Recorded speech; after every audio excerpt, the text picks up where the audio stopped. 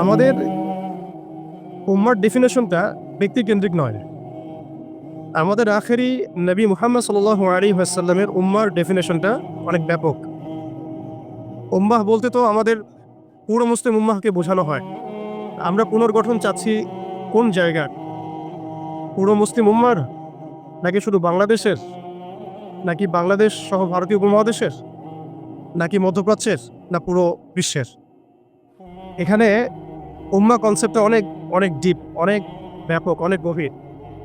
আর সত্যি কথা বলতে পুরো উম্মার ইসলাহ, পুরো উম্মার সংশোধন এখন ব্যক্তির উপর এককভাবে ফলাফলযোগ্য নয়। এটা পুরো উম্মা কেন্দ্রিক যেহেতু ফিকির, অতএব উম্মার প্রত্যেকটা জায়গার মানুষদেরকেই এই ফিকিরটা করতে হবে। আমরা যে দৃষ্টিকোণ থেকে কথাটা বলছি সেটা হচ্ছে আমাদের অঞ্চলে উম্মতে মুহাম্মাদির পুনর্গঠনটা কিভাবে সম্ভব। আমরা এভাবে যদি কথা বলতে চিন্তা করি যে আমি বা আমরা দায়িত্ব নিয়েছি পুরো বিশ্বের উম্মার হালত পরিবর্তন করার, এটা আমাদের উপরে যোগ্যতার চেয়ে বেশি দাবি হয়ে যাবে। এটা আমাদের পক্ষে সম্ভব না। পুরো বিশ্বের উম্মার ইসলাহ, সংশোধন, পুনরুদ্ধার, পুনর্গঠন, এটা আমাদের পক্ষে মনে হয় না সম্ভব। আমাদের পক্ষে কতটুকু সম্ভব? আমরা উম্মার যে অংশ বিলং করি সেই অংশে উম্মার পুনর্গঠন কিভাবে সম্ভব? উম্মা অনেক ব্যাপক একটা শব্দ, অনেক গভীর একটা শব্দ। উম্মার মধ্যে দুটো ভাগ আছে। একটা হচ্ছে উম্মাহ তো দাওয়া এবং উম্মাহ ইজাবা। দাওয়া অর্থাৎ নবী সাল্লাল্লাহু আলাইহি ওয়াসাল্লাম সবাইকে দাওয়াত দিয়েছেন। এর মধ্যে কাফের, মুশরিক, মুনাফিকরাও উম্মার অন্তর্ভুক্ত। আব্দুল্লাহ বিন উবাই এবং তার অনুসারীরা কি উম্মার অন্তর্ভুক্ত নয়? ইহুদি, নাসারা, পৌত্তলিকটা কি উম্মতের অন্তর্ভুক্ত কিনা? তারা দাওয়ার অন্তর্ভুক্ত, বাট ইজাবার অন্তর্ভুক্ত নয়। ইজাবা কারা? যারা মুহাম্মদ সাল্লাল্লাহু আলাইহি ওয়াসাল্লাম যে দাওয়াতটা দিয়েছেন, আমরা দরুদ পড়ব সাল্লাল্লাহু আলাইহি ওয়াসাল্লাম, সেই দাওয়াতটা যারা কবুল করেছেন তারা উম্মতে ইজাবা। এর মধ্যে আমরা পড়ছি। এখন উম্মতে ইজাবার সংখ্যা আমাদের এখানে কোটি কোটি কোটি কোটি সারা বিশ্বে। এখন এমন একটা অবস্থা আমরা এসেছি যে পুনর্গঠনের প্রশ্ন উঠছে। তাহলে আমরা একটু খেয়াল করি যে উম্মার পুনর্গঠনটার প্রশ্নটা কেন উঠছে। এক নম্বর কথা, উম্মা কি এটা তো আমরা বুঝতে পারলাম, এবং উম্মার আমরা কোন অংশ এটাও বুঝতে পারলাম। পরিপূর্ণ উম্মার ইসলাহ ও সংশোধন আমাদের এককভাবে একার পক্ষে সম্ভব না, এটাও বুঝলাম। তবে আমাদের আঞ্চলিকভাবে উম্মার যে অংশ, আমরা এই অংশটুকুর ইসলাহ, সংশোধন, পুনর্গঠন, পুনরুজ্জীবন, এগুলো আমাদের দ্বারা সম্ভব। আর পরের প্রশ্ন হচ্ছে যে দ্বিতীয় শব্দটা, যে পুনর্গঠন, উম্মাকে পুনরুজ্জীবিত করা, উম্মার হারানো গৌরব ফিরিয়ে আনা, এই প্রসঙ্গটা আসছে কেন? এই প্রসঙ্গটা কেন আসছে? তার মানে আমরা নিজেরাই সংজ্ঞায়িত করে ফেলেছি যে উম্মার অবস্থা আগের মতো ভালো নাই। এটা আমরা স্বীকার করেছি এবং এটা আমরা সবাই বুঝতেও পারছি। এই কারণে আলোচনাগুলো আসছে। আলোচনাগুলো আসার প্রেক্ষাপট তৈরি হচ্ছে, বা আমরা টপিকগুলো নির্ধারণ করছি যে উম্মার পুনর্গঠন প্রয়োজন, পুনরুজ্জীবন প্রয়োজন, পুনর্জাগরণ প্রয়োজন। তার মানে আমরা আগের হালতে নাই।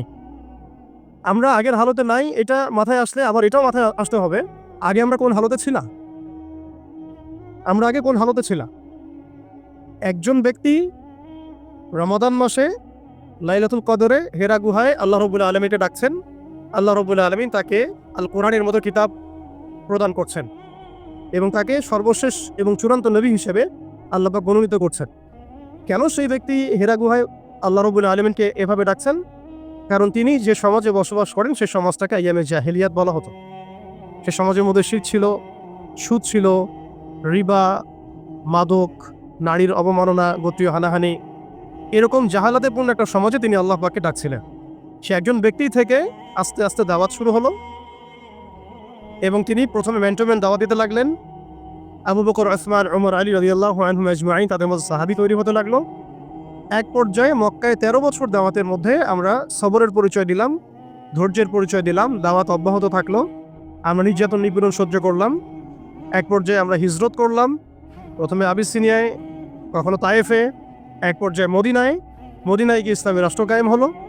আমরা জিহাদ এবং দাওয়াতের মধ্য দিয়ে আস্তে আস্তে মদিনাকে বেস করে বদর, উহুদ, খন্দক, মুতা, তাবুক, এইসব সিঁড়ি পেরিয়ে মক্কা বিজয় পর্যন্ত আসলাম। মক্কা বিজয় পর্যন্ত আসার পরে আমরা দেখলাম যে আইয়ামে জাহিলিয়াতের কোনো জাহালাত মক্কার মধ্যে নাই। যেই মক্কা আমরা ছেড়ে গিয়েছিলাম 23 বছরের ব্যবধানে আমরা দেখলাম সেই মক্কা আইয়ামে জাহিলিয়াত মুক্ত হলো। শুধু তাই নয়, সেখানে কোনো শিরক থাকলো না, কোনো রিবা থাকলো না, কোনো মাদক থাকলো না, কোনো নারীর অবমাননা থাকলো না, গোত্রীয় হানাহানি থাকলো না। যেখানে আমরা ছিলাম মুস্তাদআফিন, দুর্বল, আমরা ছিলাম মক্কা থেকে বিতাড়িত, আমরা ছিলাম সংখ্যালঘু, সেখান থেকে আলহামদুলিল্লাহ মাত্র 23 বছরের ব্যবধানে আমরা পুরো জাজিরাতুল আরবকে শাসন করলাম। এবং সেই বেইজের উপর দাঁড়িয়ে আবু বকর, ওমর, ওসমান, আলী রাদিয়াল্লাহু আনহুম আজমাইন তারা আরও প্রায় 30 বছর খেলাফা বাস্তবায়ন করলেন। এমনকি তাদের বেইজের উপর দাঁড়িয়ে উমাইয়ারা শাসন করলো প্রায় 90 থেকে 95 বছর, আব্বাসীয়রা প্রায় 500 বছরের মতো। এরপর আসলো তুর্কিরা, মাঝখানে ফাতেমিরা, আপনারা জানেন মামলুকরাও শাসন করেছে, সেলজুকরাও করেছে, অটোম্যানরাও করেছে। তো আমরা বুঝতে পারছি যে উম্মাহ এই হালতে ছিল না যে এখন যে হালতে আছে। এই ছোট্ট কথা থেকে আমরা বুঝতে পারলাম যে উম্মাহ একসময় বিজয়ী ছিল সব দিক থেকে, শুধু ব্যক্তিগতভাবে নয়, আধ্যাত্মিকভাবে নয়, শুধুমাত্র তাজকিয়াগত দিক থেকে নয়, শুধুমাত্র সামাজিকভাবে নয়, বরং রাজনৈতিকভাবেও। অর্থাৎ উম্মার পুনর্গঠন, পুনর্জীবন, এই যে কথাগুলো আসে, এগুলো বেসিক্যালি আমরা রাজনৈতিক টার্মিনোলজি থেকে ডিল করছি আর কি। আমাদের উম্মার অবস্থা সবসময়ই এই বিশ্বকে নেতৃত্ব প্রদানকারী অবস্থায় ছিল, যেখান থেকে আমরা এখন সরে আসছি বলে আমাদেরকে এই টপিক নির্ধারণ করতে হচ্ছে যে কিভাবে আমরা এই পুনর্গঠন করব, পুনর্জীবন করব। এতটুকু আমাদের কাছে ক্লিয়ার যে আমরা একসময় বিশ্বকে শাসন করেছি, বিশ্বকে নেতৃত্ব দিয়েছি। ব্যক্তি জীবন থেকে শুরু করে রাজনৈতিক জীবন পর্যন্ত আমরা আল্লাহ রাব্বুল আলামিন এবং তার রাসূলের প্রত্যেকটা বিধান মেনে চলেছিলাম বা মানার চেষ্টা করেছিলাম। আল্লাহ পাক আমাদেরকে সম্মানিত করেছিলেন। পৃথিবীর কোনো পরাশক্তি আমাদের সামনে টিকতে পারত না। পৃথিবীর কোনো পরাশক্তি আমাদের সামনে টিকতে পারে নাই, না রোমানরা, না পার্সিয়ানরা, না এদিকে মাজুসিরা, আর না এই সাবকন্টিনেন্টের পৌত্তলিকরা। কেউই আমাদের সামনে দাঁড়াতে পারে নাই। তার মানে আমরা কয়েকটা দিক থেকে উম্মার বিজয়ে এই সময়টা পেরিয়ে এসেছি। একটা হচ্ছে আধ্যাত্মিক দিক। উম্মা এক সময় আধ্যাত্মিকভাবে এমন আলোকিত ছিল যে তাদের ইমানের সামনে কোনো কুফর টিকতে পারত না। তারা পারিবারিকভাবে আলোকিত ছিল, তারা জ্ঞানতাত্ত্বিকভাবে আলোকিত ছিল, তারা তাসাউফের দিক থেকে আলোকিত ছিল, তারা অর্থনৈতিক দিক থেকে অনেক শক্তিশালী ছিল, সামরিক দিক থেকে তারা অনেক শক্তিশালী ছিল। জামাবদ্ধভাবে আমরা থাকতাম, কোনো বিভক্তি ছিল না। আমাদের মধ্যে আসসাম ওয়া তাআ ছিল, আমাদের মধ্যে আমির, মামুর, বায়াত এবং ইতাআত ছিল। আমাদের মধ্যে রাষ্ট্র ব্যবস্থা ছিল, খিলাফা স্টেট ছিল, শরিয়া আইন ছিল এবং শরিয়া বা ইমারা রাষ্ট্র ব্যবস্থা ছিল। এবং আস্তে আস্তে আমরা এই বেইজের উপর দাঁড়িয়ে বাইতুল মুকাদ্দাস পর্যন্ত জয় করেছিলাম। শুধু তাই নয়, আমরা বলতে পারি যে সিন্ধু, এদিকে সিন্ধু, ওইদিকের আফ্রিকা, আফ্রিকা থেকে সিন্ধু পর্যন্ত, ওইদিকের পশ্চিমা সভ্যতা থেকে চায়না পর্যন্ত, বলা যায় পৃথিবীর 4 ভাগের 3 ভাগ আমাদের দখলে ছিল। এই ছিল উম্মার অবস্থা। আমি বলেছিলাম টপিকটা অনেক গভীর, অনেক সময় সাপেক্ষ। আমি খুব অল্প কথায় বলার চেষ্টা করছি। উম্মার পুনর্জাগরণ কথাটা বলতে আমরা শুধু আধ্যাত্মিক পুনর্জাগরণ বুঝি না। আধ্যাত্মিক পুনর্জাগরণ আমাদের অনেকের অনেক ভালো অবস্থা এখনও আছে, আলহামদুলিল্লাহ। আমাদের প্রচুর মসজিদ আছে, প্রচুর মাদ্রাসা আছে, প্রচুর তুল্লাব আছেন, প্রচুর ওলামায়ে কেরাম আছে। আমাদের বুদ্ধিজীবীর অভাব নাই, সামরিক বাহিনীর অভাব নাই, কিন্তু আমাদের ইসলামিক স্টেটের অভাব নাই। নামকা বাস্তে যদি অনেক কিছুই, জনসংখ্যাও প্রচুর, সম্পদও প্রচুর, খনিজ সম্পদও প্রচুর। আমাদের মা বোনদের, পর্দানসীন মা বোনদের অভাব নাই। তাহলে আমরা কোন জায়গা থেকে পুনর্জাগরণের কথাটা বলছি? আসলে আমরা পুনর্জাগরণের কথাটা বলছি সামগ্রিক অর্থে, স্পেশালি রাজনৈতিক অর্থে। সামগ্রিকভাবে কিন্তু স্পেশালি রাজনৈতিকভাবে। এখন আসেন যে কিভাবে সম্ভব এই হারানো ঐতিহ্য, গৌরব ফিরিয়ে আনা। এটাই মূল কথা। আসলে আমাদের অনেক আলোচনা, কিন্তু মূল কথা কিন্তু অল্প হবে। আসলে কিভাবে পসিবল সেই জায়গা থেকে ফিরিয়ে আসে। এখন আচ্ছা, এখন এতক্ষণ তো বললাম আমরা কোথায় ছিলাম, এখন ওই জায়গা থেকে আমরা কোথায় আসছি এটা একটু বলি, তারপরে বুঝবো ইনশাআল্লাহ ওই জায়গা থেকে আমরা কোথায় আসছি। আসলে এখন আমি একটু আগে বললাম যে আমাদের প্রচুর মসজিদ আছে, মাদ্রাসা আছে, সবকিছু আছে, এটা সত্য। ইসলামের স্বর্ণযুগে যতগুলো ইউনিভার্সিটি ছিল না, আমাদের ঢাকা শহরে, গাজীপুরে তার চেয়ে বেশি ইউনিভার্সিটি আছে। ইসলামের স্বর্ণযুগে আমাদের জনসংখ্যা যত ছিল না, আমাদের এখন জনসংখ্যা তার চেয়ে অনেক বেশি। আমাদের মিডিয়া, প্রযুক্তি, আমাদের অস্ত্রশস্ত্র, আমাদের রাষ্ট্র, সবকিছু অনেক বেশি, কিন্তু কোন জায়গা থেকে পিছিয়ে আসছি, আমরা কোন জায়গায় আছি, এটা ডিল করতে হবে। এবং ডিলিংসটা এক্সটার্নাল অবজারভেশন দিয়ে করলে হবে না, ইন্টারনাল অবজারভেশন দিয়ে করতে হবে। খিদির আলী ইসলামের মতো বাহ্যিকভাবে অনেক কিছু মনে হবে, অনেক ইসলামিক দল আছে, অনেক, মুসলিমদের সংখ্যা অনেক, একটু আগে বললাম মসজিদ মাদ্রাসা সব কিছু অনেক বেশি, সবই ঠিক আছে, কিন্তু ইন্টারনালি আমাদের কিছু বিষয় দেখতে হবে। ইন্টারনালি কি নাই আমাদের মধ্যে? এক নাম্বার, ইন্টারনালি সেই রাজনৈতিক বৈশ্বিক ক্ষমতা আমাদের হাতে নাই, প্রথম কথা, এবং এটা আমাদের জন্য লজ্জা। একটা সময় ছিল যখন আমরা এগুলো সব হাসিল করেছিলাম, প্রথমে তারা আমাদের কাছ থেকে যেটা কেড়ে নিয়েছে তা হচ্ছে রাজনৈতিক ক্ষমতা। তারা আমাদের কাছ থেকে প্রথমে ব্যক্তি জীবনে ধর্মের স্বাধীনতায় হস্তক্ষেপ কেউ করেনি। কুফাররা, জায়নিস্টরা, কাফের, ফাসেক, মুশরিক, মুনাফিক, এদের যে ঐক্য জোট ছিল, তারা প্রথমে আঘাত করেছিল আমাদের খিলাফায়। তারা প্রথমে আমাদের ব্যক্তি জীবনে এসে আঘাত করেন, নামাজ পড়তে পারবা না, পর্দা করতে পারবা না, গরুর গোশত নিয়ে হাঁটতে পারবা না, দেখলেই পিঠায় মেরে ফেলবো, এই জায়গায় তার আগে আঘাত করেনি আমাদেরকে। সো আমাদেরকে সবার আগে আঘাত করেছে রাজনৈতিক জায়গায়। আমাদের খিলাফা কনসেপ্ট তারা ভেস্তে দিয়েছে, ভেঙে দিয়েছে, বাইতুল মুকাদ্দাসকে লিবারেট করেছে। এরপরে সেই খিলাফা কনসেপ্টটাকে দূর করে দিয়ে তারা 50 থেকে 57টার মতো ক্ষুদ্র ক্ষুদ্র রাষ্ট্রে আমাদেরকে বিভক্ত করে দিয়েছে। এরপরে শুধু তাই নয়, এটা তো গেল বিভক্তি, কাঁটাতারের বেড়া, যেটাকে আমরা নাম দিয়েছি জাতীয়তাবাদ। তারা প্রথমে আমাদের মাদ্রাসাগুলো বন্ধ করে নাই, তারা ওয়াকফ বিল দিয়ে এইভাবে আমাদের মাদ্রাসা, আমাদের মসজিদ, ভূমিগুলোকে দখল করে নাই।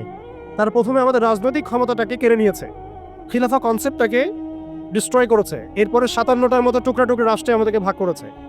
এরপরের অবস্থা আরও ডেঞ্জারাস। ওই রাষ্ট্রগুলোর মধ্যে তারা তাদের তাবেদার মুনাফিক শাসক বসাইছে। তাদের ধাপগুলো বুঝেন, কোন জায়গা থেকে আমরা কোন জায়গায় আসছি। তারপরে আমি অল্প কথা শেষ করব যে সলিউশন হতে পারে কি কি, যদিও সেগুলোর বেশিরভাগই তাত্ত্বিক, প্র্যাকটিক্যাল খুব কমই হবে। আর প্র্যাকটিক্যাল কেন কম হবে? আমাদের কারণেই হবে, কারণ আমরা অনেক কিছু বুঝি কিন্তু কাজ করতে চাই না। আমরা বুঝি অনেক কিছুই, কাজ করতে বলেন কাজের বেলা নাই, বুঝের বেলা আছে। এগুলো আমরা বুঝতে আসি 100 বছর থেকেই, কেউ বুঝেও বুঝি না, কেউ দেখেও দেখি না, শুনেও শুনি না। ওইদিকে পড়ে আসি, হার্ডলাইনে চলে যাবো আর কি। এখন রাষ্ট্র ভাগ করার পরে আমাদেরকে জাতীয়তাবাদে বিভক্ত করা হয়েছে। এরপরে আরও মারাত্মক যে কাজটা করা হয়েছে সেটা হচ্ছে আমাদেরকে নিরস্ত্রীকরণ করা হয়েছে। আপনি আপনার রাষ্ট্রের অভ্যন্তরে নিজের ইচ্ছায় আপনি বিশ্বের মারণাস্ত্রগুলো তৈরি করতে পারবেন না, তারা আপনাকে আইন করে দিয়েছে, ব্যান করে দিয়েছে। তারা আমাদের রাষ্ট্র ব্যবস্থার মধ্যে ইউনাইটেড নেশনসের মতো মুসলিমদের ইউনাইটেড মুসলিম অর্গানাইজেশনগুলোকে দমন করেছে এবং সেগুলো গঠন করতে আমাদেরকে দেয় নাই, উল্টা তারা সেগুলো করেছে ঠিকই। এরপরে তারা আমাদের রাষ্ট্র ব্যবস্থাগুলোর মধ্যে ওই মুনাফিক শাসকদেরকে বসিয়ে জনগণকে শাসন করিয়েছে, এখনো করে যাচ্ছে, আগামীতেও হয়তো করে যাবে। আমরা সবই বুঝি, কিন্তু আমাদের চিন্তাগুলো কেন জানি মসজিদ পর্যন্ত সীমাবদ্ধ হয়ে যাচ্ছে। এরপরে যেটা হয়েছে আরো মারাত্মক, ওই রাষ্ট্রগুলোর মধ্যে তারা 5টা, আমি বলি দেবতা, 5 দেবতা ঢুকিয়ে দিয়েছে। 5 দেবতা কি? আগে ছিল 4 দেবতা, লাত, উজ্জা, হবল আর মানাত। লাত, উজ্জা, হবল আর মানাত নিশ্চয়ই পড়েছেন আপনার সিরাতের মধ্যে। এগুলো ছিল আবু জেহেল, আবু লাহাবদের দেবতা। তারা কিন্তু এই দেবতাগুলোর পূজা করত আল্লাহকে পাওয়ার জন্যই। তারা বলতো মা না'বুদুহুম ইল্লা লিয়ুকাররিবুনা ইলাল্লাহি যুলফা, আমরা শুধু এই কারণেই এই লাত, উজ্জা, হবল, মানাতের ইবাদত করি যাতে তারা আমাদেরকে আল্লাহ পর্যন্ত পৌঁছে দেয়। এখনও এই 4-5টা দেবতার আমরা পূজা করছি, বাট এগুলো ভিজুয়াল না, এগুলো হচ্ছে আদর্শিক, ফিলোসফিক্যাল। যেমন একটা হচ্ছে ডেমোক্রেসি, দিতে পারবেন অনেকই কথাটা, যে ডেমোক্রেসি একটা দেবতা হয়ে গেছে এখন, ইনভিজিবল দেবতা, এটা একটা দেবতা হয়ে গেছে। কি দাড়িওয়ালা, কি টুপিওয়ালা, সবাই পূজা করতেছে। সুবহানাল্লাহ, মানে অবাক হয়ে যাবেন। রিপোর্ট করছে টিভিতে, আপনারা কি চান এই গভর্নমেন্ট কয় বছর থাক, এই গভর্নমেন্ট কয় বছর থাক, আপনি কি ইলেকশন চান, আপনি কি চান না? অডিয়েন্সের, সাধারণ আম জনগণের জবাব হচ্ছে না, আমরা ইলেকশন চাই না। ইলেকশন দিয়ে কি হয়? খালি এক জালেম যে আরেক জালেম আসে, আমরা এইসব ইলেকশন চাই না। আমরা চাই ভালো কোনো সরকারি ব্যবস্থায় থেকে যাক আরও 10 বছর। মানে সবচেয়ে ভালো যে চিন্তাটা তাদের, সেটাও গণতন্ত্রের বাইরে যেতে পারে না। সরি, সবচেয়ে ভালো তাদের ইনসাফপূর্ণ যে চিন্তাটা মাথা থেকে আসে, সেটাও এই দেবতাগুলোর বাইরে যেতে পারে না। ওই পূজার মধ্যেই চিন্তা। আমরা চাই এরকম একটা গভর্নমেন্ট আসুক, এই পদ্ধতি থাক এবং আরো 10 বছর তারা দেশ চালাক। মানে ইসলামে যে আল্লাহ প্রদত্ত একটা রাষ্ট্র ব্যবস্থা আছে, একটা ইসলামী শাসন ব্যবস্থা আছে, এই কনসেপ্টই নাই। নামাজ পড়ছে মাশাআল্লাহ, রোজা রাখছে, হজ উমরা সবই করছে, বাট কেন জানি পলিটিক্যালি রাষ্ট্র ব্যবস্থা ইসলামের যে রূপরেখা আছে বা ইসলামের যে একটা সুন্নাহ আছে, নবী সাল্লাল্লাহু আলাইহি ওয়াসাল্লামের যে একটা রেখে যাওয়া উসওয়াতুল হাসানা আছে, এইটাই মানুষ মানতে পারছে না বা বুঝতে পারছে না। জাযাকাল্লাহ। আপনারা অবচেতন শব্দটার সাথে পরিচিত কিনা? একটা আছে আমরা জেনে বুঝে একটা কাজ করি, একটা হচ্ছে না জেনেও করি অবচেতন মনে। তো এটা একটা দেবতা, ডেমোক্রেসি একটা দেবতার নাম যেটার পূজা করছে এখন মানুষ সারা ওয়ার্ল্ডে। আরেকটা হচ্ছে এইথিজম, নাস্তিকতা। আরেকটা হচ্ছে আমি লিখছিলাম সকালবেলা, একটা শব্দ বের হয়েছে আর কি লিখতে লিখতে।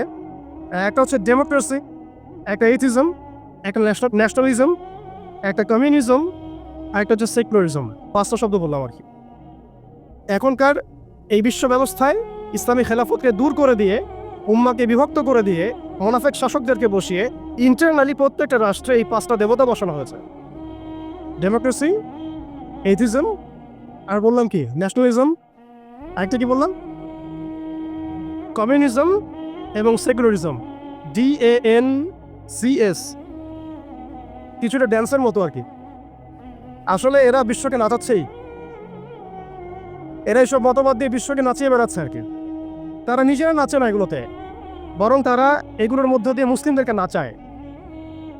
যদিও এটা এক্স্যাক্টলি ড্যান্স শব্দটা হয় নাই, কাছাকাছি হয়েছে আর কি। এখানে ডি আছে, এ আছে, এর আছে, সি এবং এস আছে। এই 5টা দেবতার শেকড় যদি এই বিশ্ব থেকে উপরে ফেলা না যায়, তাহলে ইসলামী শরিয়া, ইমার এবং খেলাফা কায়েম হবে না। এবং যখন এই বিশ্বে ইনশাআল্লাহ তাআলা আগামীতে শরিয়া, ইমার এবং খেলাফা বাস্তবায়িত হবে, তখন এই 5টা দেবতার কোনোটাই বাকি থাকবে না ইনশাআল্লাহ। এই নাপাকিগুলো থেকে পবিত্র না হয়ে বা পবিত্রতা হাসিল না করে আপনি আমি যতই একটা গ্লাসের মধ্যে মধু ঢালি, আর আপনি দুধ ঢালেন, আর কোনো শরবত ঢালেন, ওই গ্লাসটাই নাপাক। আফসোস হচ্ছে আমরা এই নাপাকিগুলো ধরতে পারছি না অনেকেই। আল্লাহ পাক আমাদেরকে ধরার এবং বোঝার তৌফিক দান করেন। এই সিস্টেমগুলো ব্যর্থ, এই মতবাদগুলো ব্যর্থ। এই মতবাদগুলো তৈরি করা হয়েছে আমাদেরকে শাসন করার জন্যে। এই মতবাদগুলো আমাদেরকে গিলানো হয়েছে আমাদেরকে ডমিনেট করার জন্যে, আমাদেরকে পশ্চিমাদের দাস বানানোর জন্যে, জায়নিস্টদের দাস বানানোর জন্যে, IMF এর কাছে লোনের হাত পাতার জন্যে, কোনো ডিসিশন নেওয়ার আগে, রাষ্ট্রের কোনো ডিসিশন নেওয়ার আগে ইউনাইটেড নেশনসের কাছে এই দীক্ষার ঝুলি পেতে দেওয়ার জন্যে। আমাদের চোখের সামনে আমাদের ভাই বোনদেরকে নির্মমভাবে হত্যা করলেও আমরা টু শব্দ করতে পারবো না এই জন্যে। ইভেন আমাদের দেশের 99% মানুষও যদি শরিয়া চায়, তবুও রাষ্ট্র ব্যবস্থা এটা চাইবে না, কারণ রাষ্ট্র ব্যবস্থা এই তন্ত্রমন্ত্রগুলো দ্বারা দীক্ষিত। এর মধ্যে আরও আছে মানবরচিত সংবিধান, আরও আছে মানবরচিত বিচার ব্যবস্থা, আরও আছে আল্লাহর হালালকে হারাম করে ফেলা, আল্লাহর হারামকে হালাল করে নেওয়া। পুরো একটা তাগুতি এবং কুফরি সিস্টেম আমাদেরকে দেওয়া হয়েছে। কোন জায়গা থেকে? খেলাফা অ্যাবলিশ করার পর থেকে। আমরা কোথায় ছিলাম এটা আমাদেরকে বুঝতে হবে। এখনকার প্রবলেম কি সেটাও বুঝতে হবে, ক্রাইসিসগুলো। তারপরে আসতে হবে সলিউশন কোথায়। এগুলো ক্রাইসিস। তারপরে ডেমোক্রেসি দিয়ে কি করা হচ্ছে এটা আপনারা অনেকে জানেন, কিন্তু অনেকে আবার বুঝেনও না। এটা দিয়ে আল্লাহর হালালকে হারাম করা যায়, আল্লাহর হারামকে হালাল করা যায়। এটা দিয়ে আল্লাহর জমিনে মানুষের শাসন কায়েম করা যায়। এটার ধোয়া তুলে যে কোনো মুসলিম কান্ট্রি আক্রমণ করা যায়। আরব বসন্তের ধোয়া তুলে কি করা হয়েছে আমরা দেখি নাই? আমরা দেখেছি। এগুলো দিয়ে আমাদেরকে জাতিসংঘের দাস বানানো হয়েছে। জাতিসংঘের দাস বানানো হয়েছে, সিম্পল। জাতিসংঘ ফাংশন করা হয়েছিল যাতে যাতে পশ্চিমারা, স্পেশালি জায়নিস্টরা বাইতুল মুকাদ্দাসকে লিবারেট করতে পারে, এবং তারা সেটা করেছে। এখন এটা এক্সিস্টেন্ট কেন আছে? কারণ তারা এখন পর্যন্ত মালহামা লঞ্চ করে নাই। তারা এর মধ্য দিয়ে মালহামা লঞ্চ করবে ইনশাআল্লাহ, দেখে নিয়েন।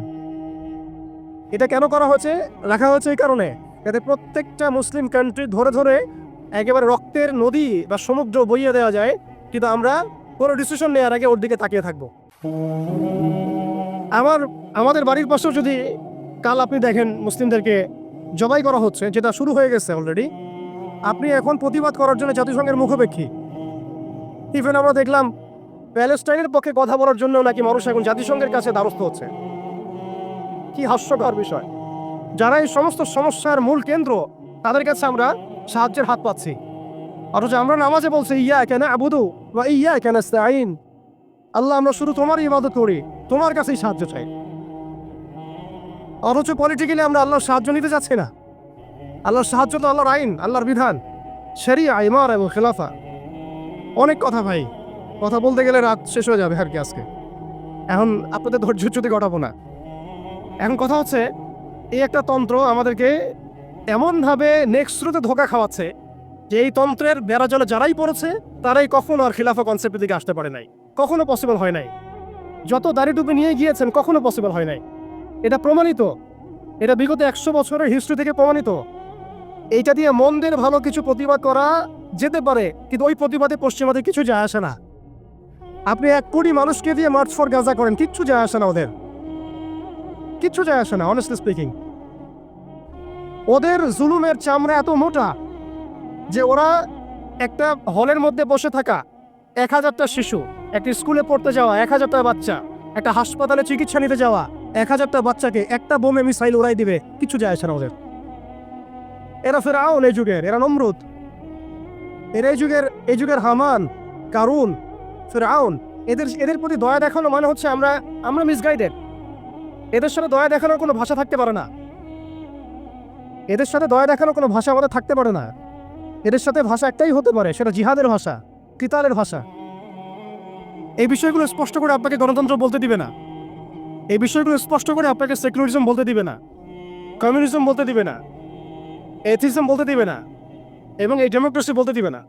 তাহলে এই তন্ত্রমন্ত্রগুলো দেওয়া হয়েছে আমাদেরকে তাদের দাস বানানোর জন্যে, তাদেরকে আমাদের অধীনে আনার জন্য নয়। এই জিনিসটা আমরা বুঝতে অনেক সময় ভুল করেছি, এখনও ভুল করছি। আমি খালি প্রশ্ন করতে চাই যে আর কতদিন ভুল করব আমরা? আল্লাহ পাক আমাদের চোখ খুলে দেন, মনের চোখ। আল্লাহ পাক আমাদের কলমের চোখ খুলে দেন। আপনি 20টা আসন পাইতে পারেন হাইয়েস্ট, 5টা আসন পাইতে পারেন হাইয়েস্ট, ওখানে আপনি দাস হয়ে থাকবেন। আপনি 20টা আসন নিয়ে পার্লামেন্টে দাস হয়ে থাকবেন। 20টা আসন নিয়ে আপনি বলতে পারবেন না যে এটা হালাল, এটা হারাম, এটা জায়েজ, এটা না জায়েজ, এটা করতে হবে, এটা করতে হবে না। আর যেটা আপনি বলেনও, আপনার কথা কেউ শুনবেও না। কারণ মেজরিটি শুড বি গ্রান্টেড, তাদের মূল নীতি হচ্ছে এটা। সংখ্যাগরিষ্ঠ মানুষ যা বলবে তাই হক। আগামীকাল সংখ্যাগরিষ্ঠ মানুষ বাংলাদেশে বলবে নাউযুবিল্লাহি মিন যালিক, যে এই বিবাহিত ধর্ষণের বিচার করা হোক, নাউযুবিল্লাহ, আর এই পতিতালয়ে গিয়ে সময় কাটানো, নাউযুবিল্লাহি মিন যালিক, এটাকে প্রমোট করা হোক, শ্রমিকের অধিকার দেওয়া হোক। আগামীকাল মানুষ বলবে এলজিবিটি লাইসেন্স দেওয়া হোক। আগামীকাল মানুষ বলবে ট্রান্সজেন্ডারকে বাধ্যতামূলক করা হোক, আইন করা হোক। আপনি 20টা আসন নিয়ে কিচ্ছু করতে পারবেন না। বিকজ এই সিস্টেমটা দাঁড়িয়ে আছে এমন একটা বালির ঢিবির উপরে, যার উপরে কোনো ঘোড়া দাঁড়াতে পারে না। এই সিস্টেমটা দাঁড়িয়ে আছে এমন একটা ভঙ্গুর মাটির উপরে, যার উপরে আপনি কোনো প্রাসাদ নির্মাণ করা সম্ভব নয়। মাটিটাই তো ভঙ্গুর। তো এই আদর্শিক এই মতবাদগুলো দিয়ে তারা আমাদের খিলাফাটাকে ডিস্ট্রয় করে দিয়েছিল। আজকে থেকে 100 বছর হয়ে গেছে। আজকে 100 বছর পরে এসে আমি এগুলো নিয়ে কথা বলছি, আমরা এগুলো নিয়ে কথা বলছি। তো মাশাআল্লাহ, এটা ভালো। আমি এই ব্যাপারে আশাবাদী যে মাশাআল্লাহ বাংলাদেশের তরুণ প্রজন্ম এখন বুঝতে শিখছে, আলহামদুলিল্লাহ। এবং আমরা যদি এভাবে দাওয়াতের মেহনত অব্যাহত রাখতে পারি, ইনশাআল্লাহ তাআলা, অন্যদের 20 বছর লাগলে আমাদের 2 বছর লাগবে ইনশাআল্লাহ। আমি কাজের ব্যাপারে পরে আসছি, একটু সময় নিব আপনাদের কাছে। এরপরে তারা যেটা করেছে, হালতটা বুঝেন। এরপরে তারা আমাদের ইয়াং জেনারেশনকে টার্গেট করেছে, কয়েকটা জেনারেশনকে টার্গেট করেছে তারা। একটা হচ্ছে ওলামায়ে কেরাম শ্রেণী, একটা হচ্ছে পলিটিশিয়ান, একটা হচ্ছে তরুণ প্রজন্ম, একটা মেয়েরা, একটা বাচ্চারা। খেয়াল করে দেখেন, আমাদের পলিটিশিয়ান থেকে তারা টার্গেট করে কি করেছিল? তাদেরকে ক্ষমতার লোভ দিয়ে ঈমান হারা করেছে, এবং আল্লাহর জমিনে মুসলমান নামধারী শাসকদেরকে দিয়েই আল্লাহ বিরোধী আইন বাস্তবায়ন করাইছে। এটা কারা করিয়েছে? আপনি যদি বলেন দাজ্জাল কে এসে করে দিয়ে গেছে, না। বলেন দাজ্জাল কে এসে করে দিয়ে গেছে, না। কে করেছে? নামধারী মুসলিম শাসকরাই করেছে। এবং তারা বলেছে জনগণ এটাই চায়। দেখেন, শাসকদেরকে তারা ক্ষমতা দিয়ে তাদের বসে নিয়ে আসছে, দুনিয়াবী স্বার্থ দিয়ে বসে নিয়ে আসছে। ওলামায়ে কেরামদের একটা শ্রেণীকে তারা কিভাবে বসে নিয়ে আসছে? মসজিদ করে দিব, মাদ্রাসা করে দিব, সব কিছুর সাপোর্ট আমরা দিব। রাষ্ট্র নিয়ে, অর্থনীতি নিয়ে, সমাজনীতি নিয়ে আপনারা কথা বলতে আইসেন না। এই টোপ তারা গিলেছেন অনেকেই, অনেকে গিলেছেন। এবং গেলার পর একটা পর্যায়ে কি হয়েছে? ভারত জাজল্যমান দৃষ্টান্ত আমাদের সামনে। আমাদের সামনে জাজল্যমান দৃষ্টান্ত। যখন আল্লামা আবুল হাসান আলী নাদভী রহমতুল্লাহি আলাইহি বলেছিলেন যে ইতিহাসের এমন কিছু সন্ধিক্ষণ আসে যখন রাজনৈতিক বিচক্ষণতার অভাবে মুসলিমরা যদি এমন কোনো সিদ্ধান্ত নেয়, যে সিদ্ধান্তটা যুগোপযোগী না, তাহলে সেই একটা সিদ্ধান্ত উম্মাকে 100 বছর পিছায় দেয়। আপনারা পড়ে দেখেন ওই বইটা, মুসলিমদের পতনে বিশ্বটি হারালো, ওইটা পড়ে দেখেন। ঠিক আমরা দেখুন, আমরা মনে করেছি আমরা একটা ইসলামিক রাষ্ট্র, আমরা একটা রাষ্ট্রে আছি, এই রাষ্ট্রের হিন্দু গভর্নমেন্ট, কোনো সমস্যার কিছু নাই, তারা আমাদেরকে মসজিদ দিয়েছে, মাদ্রাসা দিয়েছে, সব কিছু ঠিকঠাক চলছে। হঠাৎ দেখা গেল যে উগ্রপন্থী কিছু হিন্দু এসে সব সিজ করে ফেললো, এবং দিনে দুপুরে তারা এখন মানুষকে কুপিয়ে হত্যা করছে, পিটিয়ে হত্যা করছে, বাড়ি ঘরে ভেঙে ফেলছে, মসজিদ ভেঙে ফেলছে, মাদ্রাসা সিলগালা করে দিচ্ছে। কোথায় গেল আমার খানকা, কোথায় গেল আমার মসজিদ, কোথায় গেল আমার মাদ্রাসা, কোথায় গেল আমার জনগণ, কোথায় গেল আমার মায়ের সম্মান, সব চলে গেল। কিসের হবে? রাজনৈতিক ক্ষমতার হবে। অর্থাৎ রাজনৈতিক দৃষ্টি এবং দর্শন বিবর্জিত কোনো দাওয়াত কখনো চূড়ান্ত সাফল্য আনতে পারবে না। আমরা অনেকেই পশ্চিমাদের টোপে পা দিয়েছি যে মসজিদ মাদ্রাসা সব তো ঠিকঠাক চলছে, আমাদের পলিটিক্স নিয়ে কথা বলার দরকার নাই, আমাদের ইসলামী রাষ্ট্র ব্যবস্থা কায়েম নিয়ে কথা বলার দরকার নাই, ইসলামী অর্থ ব্যবস্থা নিয়ে কথা বলার দরকার নাই, আমাদের জিহাদ ফি সাবিলিল্লাহ নিয়ে কথা বলার দরকার নাই। আমরা নিজেরাই আমাদেরকে এই ধ্বংসের মুখে ঠেলে দিয়েছি। এরপরে আরও সমস্যা, তারা আমাদের ইয়াংদেরকে টার্গেট করেছিল। দেখেন ইয়াংদেরকে টার্গেট করে কত মেহনত তারা করেছে। মেয়েদেরকে ফ্রি অ্যাক্সেস দিয়ে দিয়েছে, ফ্রি মিক্সিং, বাচ্চা থেকে শুরু করে একদম চাকরি লেভেল পর্যন্ত জেনা করা হচ্ছে ফ্রি, পর্নোগ্রাফি ফ্রি, আপনার চরিত্র হনন করার যা যা এলিমেন্টস আছে সব তো ফ্রি, সব ফ্রি। আর মেয়েদেরকে বেপর্দা করে বাইরে নিয়ে আসছে, বাচ্চাদেরকে ছোটবেলা থেকে মাথা নষ্ট করার যা যা এলিমেন্টস সব দিয়ে দিচ্ছে, খাবারে ভেজাল মিশাচ্ছে, আমাদের ভাইদেরকে বিয়ে কঠিন করে ফেলছে, জেনা সহজ করে ফেলছে। কি করে নাই তারা? শিক্ষা ব্যবস্থা থেকে ইসলাম উঠে দিছে। আপনি সারা জীবন পড়াশোনা করেন, দেখেন আপনি 20টা সূরা শিখতে পারেন কিনা, ফরজে আইন শিখতে পারেন কিনা। একটা একটা করে ডিপার্টমেন্ট ধরে ধরে তারা কাজ করেছে। এর উপর আবার অর্থ ব্যবস্থা ওদের হাতে নিয়ে নিয়েছে, ওয়ার্ল্ড ব্যাংক দিয়ে, IMF দিয়ে, ফেডারেল রিজার্ভ দিয়ে। এতে করে পুরো বিশ্বের ইকোনমিক মোড়ল তারা হয়ে গেছে। এখন আপনি আমি একটা স্বাধীন দেশে বসবাস করলেও অর্থনৈতিকভাবে আমরা স্বাবলম্বী হতে পারি না, দ্বারস্থ হতে হয়, বাণিজ্যে ওদের দ্বারস্থ হতে হচ্ছে, ব্যবসায় হতে হচ্ছে, ফাইন্যান্সে হতে হচ্ছে। এমনকি আমাদের যে একটা সম্পদ ছিল পকেটে রাখা যেত, গোল্ড কয়েন এবং সিলভার দিরহাম, ওইটা পর্যন্ত তারা অ্যাবলিশ করে দিল, দিয়ে আপনাকে আমাকে ডিজিট ধরাই দিল, দিয়ে আমাদের টাকাগুলো শেষ করে ফেললো। এবং এগুলো যদি মুহূর্তের মধ্যে কলাপস করে যায়, আপনি কিছু করতেও পারবেন না, বিকজ এগুলোর নিয়ন্ত্রণ আপনার হাতে নাই, ইভেন একটা রাষ্ট্রের সেন্ট্রাল ব্যাংকের হাতেও নাই। শুধু তাই না, আমাদের ইসলামিক কারেন্সি তো বিলুপ্ত করলোই, উল্টা আপনাকে সুদ ধরাই দিল, সুদের লেনদেন কারবার, সুদভিত্তিক অর্থ ব্যবস্থা। কোন ডিপার্টমেন্টটা বাদ দিল তারা? পলিটিক্স থেকে নিয়ে সোশ্যাল, ইকোনমিক, চারিত্রিক, আমাদের মা বোনরা, আমাদের শিশুরা, কোনো ডিপার্টমেন্ট বাদ দেয় না। এর উপর আরও আছে, এর উপরে তারা আমাদেরকে আবার মিডিয়া দিয়ে নিয়ন্ত্রণ করা শুরু করলো, আমার এখনো মনে আছে যেদিন আমাকে ঘুম থেকে ছেড়ে দেওয়া হয়, আজকে খোলামেলা বলছে এগুলো, আস্তে আস্তে সবই বলে দেবো ইনশাল্লাহ। যেদিন আমাকে ছাড়া হয়েছে ওই দিন আমাকে বলা হয়েছিল যে আমি যদি ঘুমিয়েও থাকি তবু আমাকে ঘুমের মধ্যেও মনিটর করার জন্য মানুষ থাকবে। রাস্তাঘাটে যাওয়া তো বহুত দূরের কথা, বয়ান দেওয়া তো বহুত দূরের কথা, মাহফিল করা তো বহুত দূরের কথা, দাওয়াতের কাজ করা বহুত দূরের কথা, মিম্বরে দাঁড়ানো বহুত দূরের কথা। তুমি আমাদের চোখের মধ্যে থাকবা যখন তুমি ঘুমের মধ্যে থাকবা।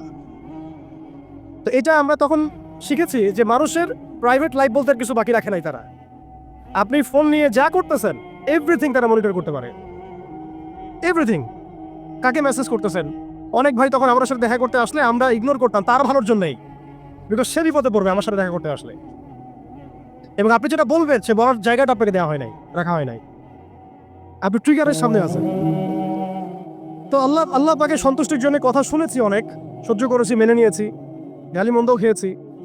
আর এটাকে সুন্দর করে নাটক সাজানো হয়েছিল যে পারিবারিক কলহের কারণে আত্মগোপনে চলে গেছে।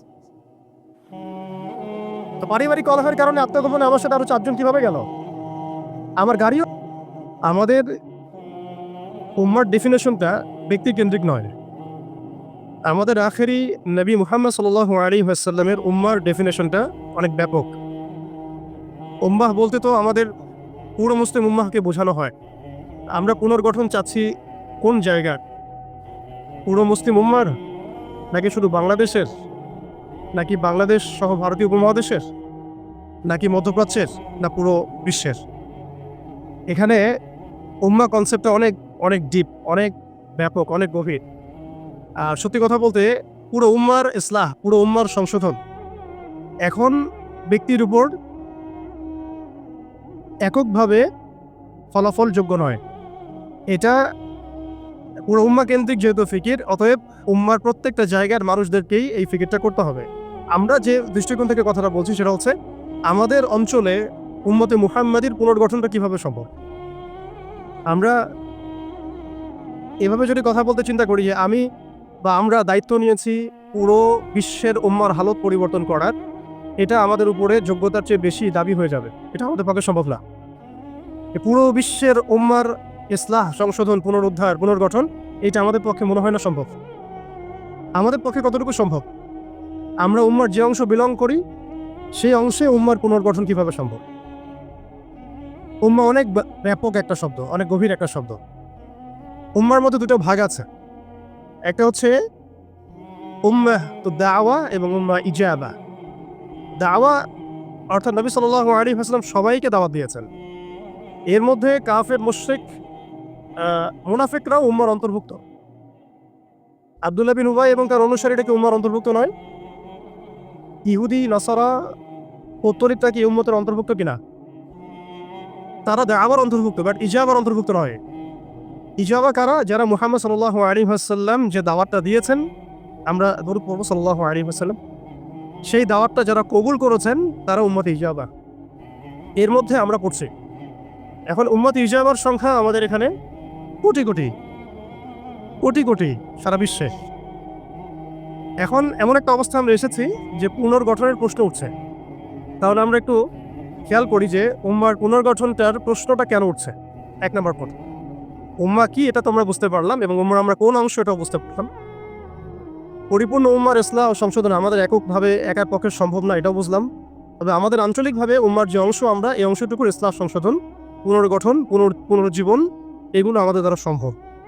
আর পরে প্রশ্ন হচ্ছে যে দ্বিতীয় শব্দটা, যে পুনর্গঠন, উম্মাকে পুনরুজ্জীবিত করা, উম্মার হারানো গৌরব ফিরিয়ে আনা, এই প্রসঙ্গটা আসছে কেন?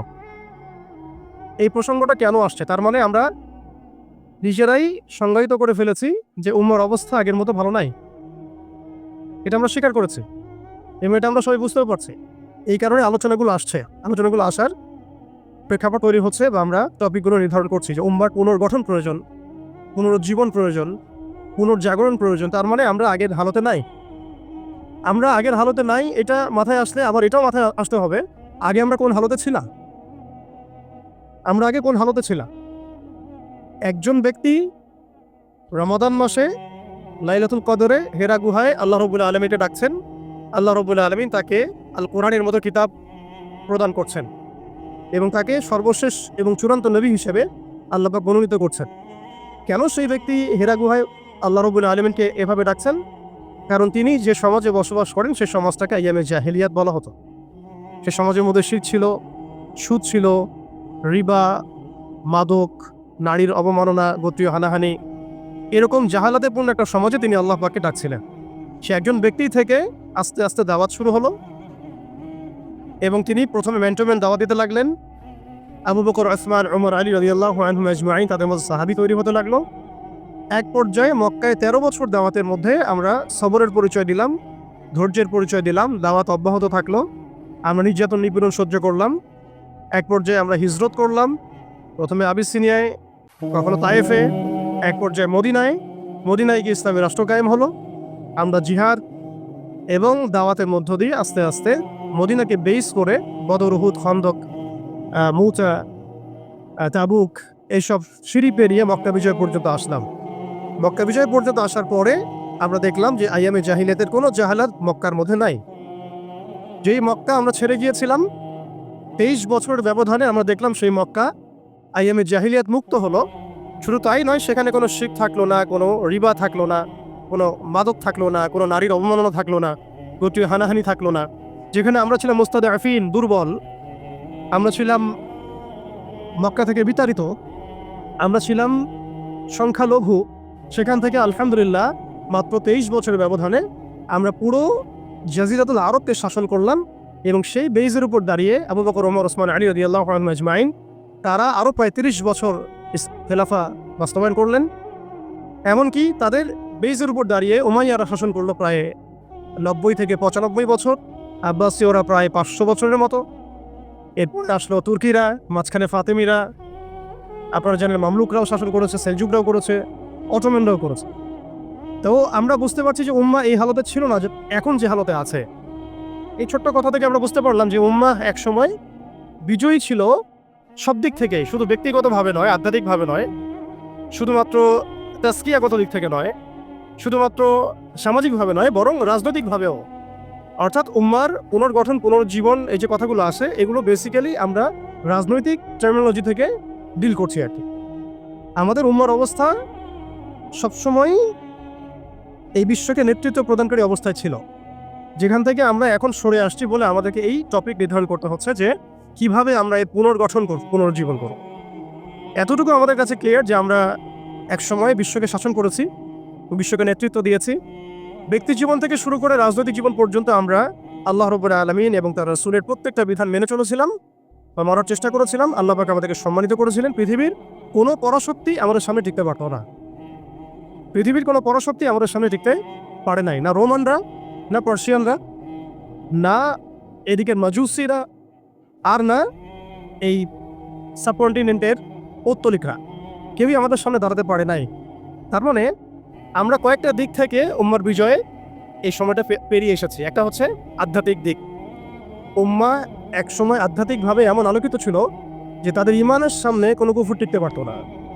তারা পারিবারিকভাবে আলোকিত ছিল, তারা জ্ঞানতাত্ত্বিকভাবে আলোকিত ছিল, তারা তাসাউফের দিক থেকে আলোকিত ছিল, তারা অর্থনৈতিক দিক থেকে অনেক শক্তিশালী ছিল, সামরিক দিক থেকে তারা অনেক শক্তিশালী ছিল। জামাবদ্ধভাবে আমরা থাকতাম, কোনো বিভক্তি ছিল না। আমাদের মধ্যে আসসামু ওয়া তাআ ছিল, আমাদের মধ্যে আমির, মামুর, বায়াত এবং ইতাআত ছিল। আমাদের মধ্যে রাষ্ট্র ব্যবস্থা ছিল, খিলাফা স্টেট ছিল, শরিয়া আইন ছিল এবং শরিয়া বা ইমারা রাষ্ট্র ব্যবস্থা ছিল। এবং আস্তে আস্তে আমরা এই বেইজের উপর দাঁড়িয়ে বাইতুল মুকাদ্দাস পর্যন্ত জয় করেছিলাম। শুধু তাই নয়, আমরা বলতে পারি যে সিন্ধু, এদিকে সিন্ধু, ওইদিকের আফ্রিকা, আফ্রিকা থেকে সিন্ধু পর্যন্ত, ওইদিকের পশ্চিমা সভ্যতা থেকে চায়না পর্যন্ত বলা যায় পৃথিবীর 4 ভাগের 3 ভাগ আমাদের দখলে ছিল। এই ছিল উম্মার অবস্থা। আমি বলেছিলাম টপিকটা অনেক গভীর, অনেক সময় সাপেক্ষ। আমি খুব অল্প কথায় বলার চেষ্টা করছি। উম্মার পুনর্জাগরণ কথাটা বলতে আমরা শুধু আধ্যাত্মিক পুনর্জাগরণ বুঝি না। আধ্যাত্মিক পুনর্জাগরণ আমাদের অনেকের অনেক ভালো অবস্থা এখনও আছে, আলহামদুলিল্লাহ। আমাদের প্রচুর মসজিদ আছে, প্রচুর মাদ্রাসা আছে, প্রচুর তুল্লাব আছেন, প্রচুর ওলামায়ে কেরাম আছে। আমাদের বুদ্ধিজীবীর অভাব নাই, সামরিক বাহিনীর অভাব নাই, কিন্তু আমাদের ইসলামিক স্টেটের অভাব নাই। নামকা বাস্তে যদিও অনেক কিছুই, জনসংখ্যাও প্রচুর, সম্পদও প্রচুর, খনিজ সম্পদও প্রচুর। আমাদের মা বোনদের, পর্দানসীন মা বোনদের অভাব নাই। তাহলে আমরা কোন জায়গা থেকে পুনর্জাগরণের কথাটা বলছি? আসলে আমরা পুনর্জাগরণের কথাটা বলছি সামগ্রিক অর্থে, স্পেশালি রাজনৈতিক অর্থে। সামগ্রিকভাবে কিন্তু স্পেশালি রাজনৈতিকভাবে। এখন আসেন যে কিভাবে সম্ভব এই হারানো ঐতিহ্য, গৌরব ফিরিয়ে আনা। এটাই মূল কথা। আসলে আমাদের অনেক আলোচনা, কিন্তু মূল কথা কিন্তু অল্প হবে। আসলে কিভাবে পসিবল সেই জায়গা থেকে ফিরিয়ে আস। এখন আচ্ছা, এখন এতক্ষণ তো বললাম আমরা কোথায় ছিলাম, এখন ওই জায়গা থেকে আমরা কোথায় আসছি এটা একটু বলি, তারপরে বুঝবো ইনশাআল্লাহ ওই জায়গা থেকে আমরা কোথায় আসছি আসলে। এখন আমি একটু আগে বললাম যে আমাদের প্রচুর মসজিদ আছে, মাদ্রাসা আছে, সবকিছু আছে, এটা সত্য। ইসলামের স্বর্ণযুগে যতগুলো ইউনিভার্সিটি ছিল না, আমাদের ঢাকা শহরে গাজীপুরে তার চেয়ে বেশি ইউনিভার্সিটি আছে। ইসলামের স্বর্ণযুগে আমাদের জনসংখ্যা যত ছিল না, আমাদের এখন জনসংখ্যা তার চেয়ে অনেক বেশি। আমাদের মিডিয়া, প্রযুক্তি, আমাদের অস্ত্রশস্ত্র, আমাদের রাষ্ট্র, সবকিছু অনেক বেশি। কিন্তু কোন জায়গা থেকে পিছিয়ে আসছি, আমরা কোন জায়গায় আছি, এটা ডিল করতে হবে। এবং ডিলিংসটা এক্সটার্নাল অবজারভেশন দিয়ে করলে হবে না, ইন্টারনাল অবজারভেশন দিয়ে করতে হবে। খিদির আলাইহিস সালামের মতো বাহ্যিকভাবে অনেক কিছু মনে হবে, অনেক ইসলামিক দল আছে, অনেক মুসলিমদের সংখ্যা অনেক, একটু আগে বললাম মসজিদ, মাদ্রাসা সবকিছু অনেক বেশি, সবই ঠিক আছে। কিন্তু ইন্টারনালি আমাদের কিছু বিষয় দেখতে হবে। ইন্টারনালি কি নাই আমাদের মধ্যে? 1 নাম্বার, ইন্টারনালি সেই রাজনৈতিক বৈশ্বিক ক্ষমতা আমাদের হাতে নাই, প্রথম কথা। এবং এটা আমাদের জন্য লজ্জা। একটা সময় ছিল যখন আমরা এগুলো সব হাসিল করেছিলাম, প্রথমে তারা আমাদের কাছ থেকে যেটা কেড়ে নিয়েছে তা হচ্ছে রাজনৈতিক ক্ষমতা। তারা আমাদের কাছ থেকে প্রথমে ব্যক্তি জীবনে ধর্মের স্বাধীনতায় হস্তক্ষেপ কেউ করেনি। কুফাররা, জায়নিস্টরা, কাফের, ফাসেক, মুশরিক, মুনাফিক এদের যে ঐক্য জোট ছিল, তারা প্রথমে আঘাত করেছিল আমাদের খিলাফায়। তারা প্রথমে আমাদের ব্যক্তি জীবনে এসে আঘাত করেন, নামাজ পড়তে পারবা না, পর্দা করতে পারবা না, গরুর গোশত নিয়ে হাঁটতে পারবা না, দেখলেই পিঠায় মেরে ফেলবো। এই জায়গায় তারা আগে আঘাত করেনি আমাদেরকে। আমাদেরকে সবার আগে আঘাত করেছে রাজনৈতিক জায়গায়। আমাদের খিলাফা কনসেপ্ট তারা ভেস্তে দিয়েছে, ভেঙে দিয়েছে, বাইতুল মুকাদ্দাসকে লিবারেট করেছে। এরপরে সেই খিলাফা কনসেপ্টটাকে দূর করে দিয়ে তারা 50 থেকে 57টার মতো ক্ষুদ্র ক্ষুদ্র রাষ্ট্রে আমাদেরকে বিভক্ত করে দিয়েছে। এরপরে শুধু তাই নয়, এটা তো গেল বিভক্তি, কাঁটাতারের বেড়ার, যেটাকে আমরা নাম দিয়েছি জাতীয়তাবাদ। তারা প্রথমে আমাদের মাদ্রাসাগুলো বন্ধ করে নাই। তারা ওয়াকফ বিল দিয়ে এইভাবে আমাদের মাদ্রাসা, আমাদের মসজিদ, ভূমিগুলোকে দখল করে নাই। তারা প্রথমে আমাদের রাজনৈতিক ক্ষমতাটাকে কেড়ে নিয়েছে, খিলাফা কনসেপ্টটাকে ডিস্ট্রয় করেছে। এরপরে 57টার মতো টুকরা টুকরা রাষ্ট্রে আমাদেরকে ভাগ করেছে। এরপরের অবস্থা আরও ডেঞ্জারাস। ওই রাষ্ট্রগুলোর মধ্যে তারা তাদের তাবেদার মুনাফিক শাসক বসাইছে। তাদের ধাপগুলো বুঝেন, কোন জায়গা থেকে আমরা কোন জায়গায় আসছি।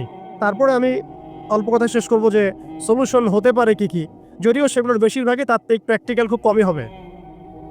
আর প্র্যাকটিক্যাল কেন কম হবে? আমাদের কারণেই হবে। কারণ আমরা অনেক কিছু বুঝি কিন্তু কাজ করতে চাই না।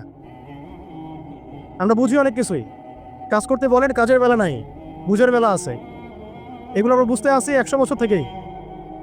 কেউ বুঝেও বুঝি না, কেউ দেখেও দেখি না, শুনেও শুনি না। ওইদিকে পড়ে আসি, হার্ডলাইনে চলে যাবো আর কি। এখন রাষ্ট্র ভাগ করার পরে আমাদেরকে জাতীয়তাবাদে বিভক্ত করা হয়েছে। এরপরে আরও মারাত্মক যে কাজটা করা হয়েছে সেটা হচ্ছে আমাদেরকে নিরস্ত্রীকরণ করা হয়েছে।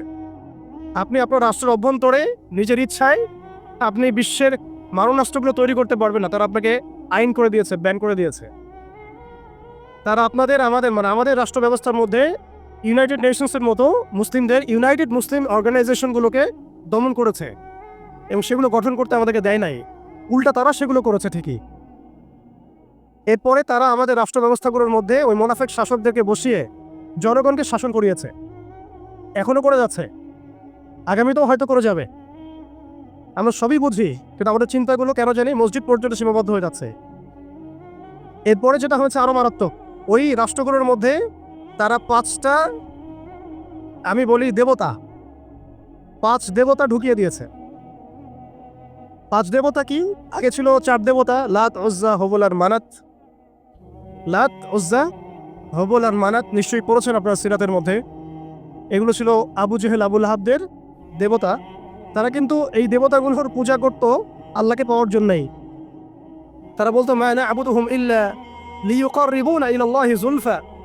আমরা শুধু এই কারণেই এই লাত, উজ্জা, হবল, মানাতের ইবাদত করি যাতে তারা আমাদেরকে আল্লাহ পর্যন্ত পৌঁছে দেয়।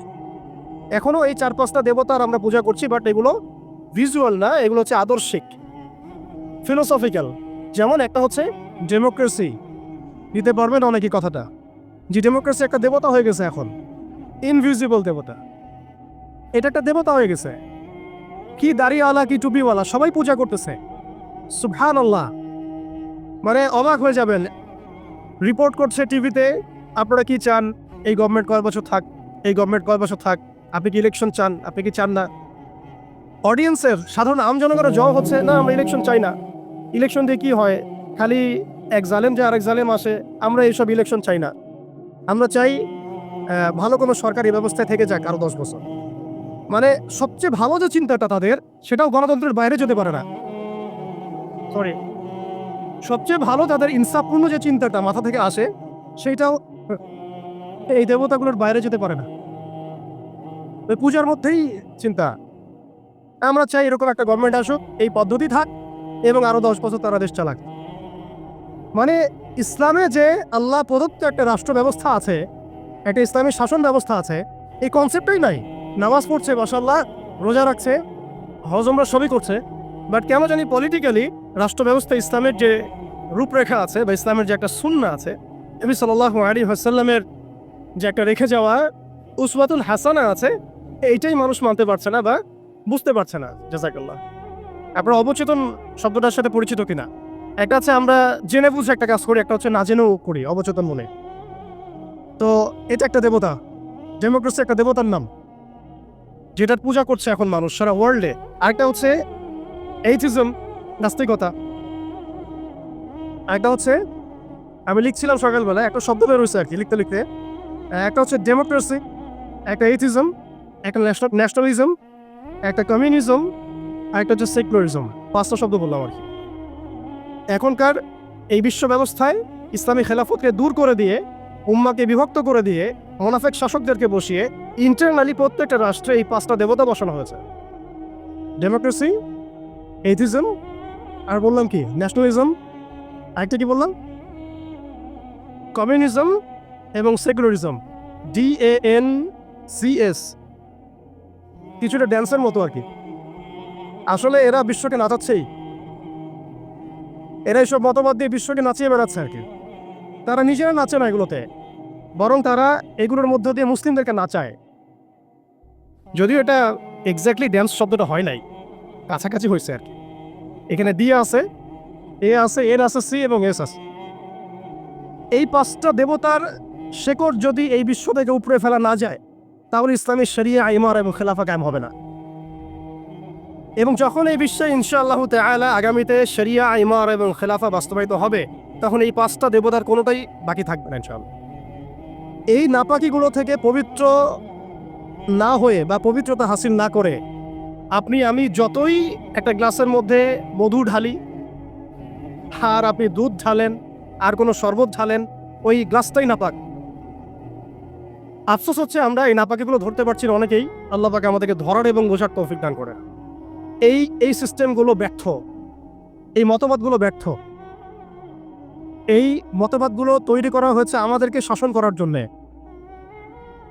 এই মতবাদগুলো আমাদেরকে গিলানো হয়েছে আমাদেরকে ডমিনেট করার জন্যে, আমাদেরকে পশ্চিমাদের দাস বানানোর জন্যে, জায়নিস্টদের দাস বানানোর জন্যে, IMF এর কাছে লোনের হাত পাতার জন্যে, কোনো ডিসিশন নেওয়ার আগে, রাষ্ট্রের কোনো ডিসিশন নেওয়ার আগে ইউনাইটেড নেশনসের কাছে এই ভিক্ষার ঝুড়ি পেতে দেওয়ার জন্যে। আমাদের চোখের সামনে আমাদের ভাই বোনদেরকে নির্মমভাবে হত্যা করলেও আমরা টু শব্দ করতে পারবো না এই জন্যে। ইভেন আমাদের দেশের 99% মানুষও যদি শরিয়া চায়, তবুও রাষ্ট্র ব্যবস্থা এটা চাইবে না, কারণ রাষ্ট্র ব্যবস্থা এই তন্ত্রমন্ত্রগুলো দ্বারা দীক্ষিত। এর মধ্যে আরও আছে মানবরচিত সংবিধান, আরও আছে মানবরচিত বিচার ব্যবস্থা, আরও আছে আল্লাহর হালালকে হারাম করে ফেলা, আল্লাহর হারামকে হালাল করে নেওয়া। পুরো একটা তাগুতি এবং কুফরি সিস্টেম আমাদেরকে দেওয়া হয়েছে। কোন জায়গা থেকে? খেলাফা অ্যাবলিশ করার পর থেকে। আমরা কোথায় ছিলাম এটা আমাদেরকে বুঝতে হবে। এখনকার প্রবলেম কি সেটাও বুঝতে হবে, ক্রাইসিসগুলো। তারপরে আসতে হবে সলিউশন কোথায়। এগুলো ক্রাইসিস। তারপরে ডেমোক্রেসি দিয়ে কি করা হচ্ছে এটা আপনারা অনেকে জানেন, কিন্তু অনেকে আবার বুঝেনও না। এটা দিয়ে আল্লাহর হালালকে হারাম করা যায়, আল্লাহর হারামকে হালাল করা যায়। এটা দিয়ে আল্লাহর জমিনে মানুষের শাসন কায়েম করা যায়। এটার ধোয়া তুলে যে কোনো মুসলিম কান্ট্রি আক্রমণ করা যায়। আরব বসন্তের ধোয়া তুলে কি করা হয়েছে আমরা দেখি নাই? আমরা দেখেছি। এগুলো দিয়ে আমাদেরকে জাতিসংঘের দাস বানানো হয়েছে। জাতিসংঘের দাস বানানো হয়েছে, সিম্পল। জাতিসংঘ ফাংশন করা হয়েছিল যাতে পশ্চিমারা, স্পেশালি জায়নিস্টরা বাইতুল মুকাদ্দাসকে লিবারেট করতে পারে, এবং তারা সেটা করেছে। এখন এটা এক্সিস্টেন্ট কেন আছে? কারণ তারা এখন পর্যন্ত মালহামা লঞ্চ করে নাই। তারা এর মধ্য দিয়ে মালহামা লঞ্চ করবে ইনশাআল্লাহ, দেখে নিয়েন। এটা কেন করা হয়েছে? রাখা হয়েছে এই কারণে, যাতে প্রত্যেকটা মুসলিম কান্ট্রি ধরে ধরে একেবারে রক্তের নদী বা সমুদ্র বইয়ে দেওয়া যায়, কিন্তু আমরা কোনো ডিসিশন নেওয়ার আগে ওর দিকে তাকিয়ে থাকবো। আমাদের বাড়ির পাশেও যদি কাল আপনি দেখেন মুসলিমদেরকে জবাই করা হচ্ছে, যেটা শুরু হয়ে গেছে অলরেডি, আপনি এখন প্রতিবাদ করার জন্য জাতিসংঘের মুখোপেক্ষী। ইভেন আমরা দেখলাম প্যালেস্টাইনের পক্ষে কথা বলার জন্য নাকি মানুষ এখন জাতিসংঘের কাছে দ্বারস্থ হচ্ছে। কি হাস্যকর বিষয়! যারা এই সমস্ত সমস্যার মূল কেন্দ্র, তাদের কাছে আমরা সাহায্যের হাত পাচ্ছি। অথচ আমরা নামাজে বলছি ইয়্যাকা না'বুদু ওয়া ইয়্যাকা নাস্তাঈন, আল্লাহ আমরা শুধু তোমারই ইবাদত করি, তোমার কাছেই সাহায্য চাই। অথচ পলিটিক্যালি আমরা আল্লাহর সাহায্য নিতে যাচ্ছি না। আল্লাহর সাহায্য তো আল্লাহর আইন, আল্লাহর বিধান, শরিয়া, ইমারা এবং খেলাফা। অনেক কথা ভাই, কথা বলতে গেলে রাত শেষ হয়ে যাবে আর কি আজকে। এখন আপনাদের ধৈর্যচ্যুতি ঘটাবো না। এখন কথা হচ্ছে, এই একটা তন্ত্র আমাদেরকে এমনভাবে নেক্সট থ্রুতে ধোঁকা খাওয়াচ্ছে যে এই তন্ত্রের বেড়াজলে যারাই পড়েছে তারাই কখনো আর খিলাফা কনসেপ্টের দিকে আসতে পারে নাই, কখনো পসিবল হয় নাই। যত দাড়ি টুপি নিয়ে গিয়েছেন কখনো পসিবল হয় নাই, এটা প্রমাণিত। এটা বিগত 100 বছরের হিস্ট্রি থেকে প্রমাণিত। এইটা দিয়ে মন্দের ভালো কিছু প্রতিবাদ করা যেতে পারে, কিন্তু ওই প্রতিবাদে পশ্চিমাদের কিছু যায় আসে না।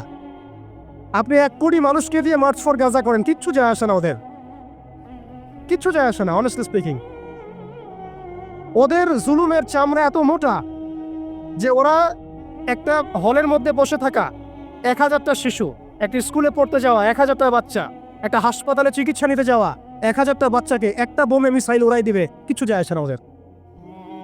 এরা ফেরাউন এই যুগের, এরা নমরুদ, এরা এই যুগের হামান, কারুন, ফেরাউন। এদের প্রতি দয়া দেখানো মানে হচ্ছে আমরা মিসগাইডেড। এদের সাথে দয়া দেখানোর কোনো ভাষা থাকতে পারে না। এদের সাথে দয়া দেখানোর কোনো ভাষা আমাদের থাকতে পারে না। এদের সাথে ভাষা একটাই হতে পারে, সেটা জিহাদের ভাষা, কিতালের ভাষা। এই বিষয়গুলো স্পষ্ট করে আপনাকে গণতন্ত্র বলতে দিবে না। এই বিষয়গুলো স্পষ্ট করে আপনাকে সেকুলারিজম বলতে দিবে না, কমিউনিজম বলতে দিবে না, এথিজম বলতে দিবে না, এবং এই ডেমোক্রেসি বলতে দিবে না। তাহলে এই তন্ত্রমন্ত্রগুলো দেওয়া হয়েছে আমাদেরকে তাদের দাস বানানোর জন্যে, তাদেরকে আমাদের অধীনে আনার জন্য নয়। এই জিনিসটা আমরা বুঝতে অনেক সময় ভুল করেছি, এখনো ভুল করছি। আমি খালি প্রশ্ন করতে চাই যে আর কতদিন ভুল করবো আমরা? আল্লাহ পাক আমাদের চোখ খুলে দেন, মনে